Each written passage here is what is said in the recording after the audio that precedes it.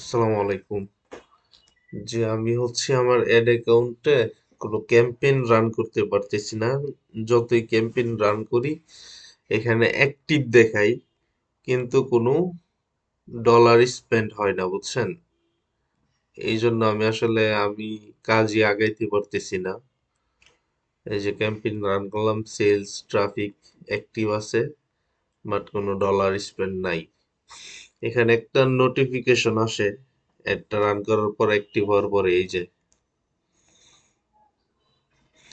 your want zone is scheduled or running about a minute ago, বুঝছেন?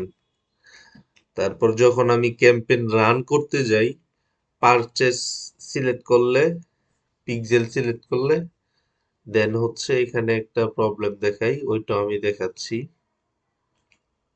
এই যে এখানে দেখায় আপনার ক্যাম্পেইনটি, বিজ্ঞাপনটি রূপান্তর নাও হতে পারে, অপটিমাইজ নাও হতে পারে, আপনার পিক্সেলে কোনো ডেটা নাই।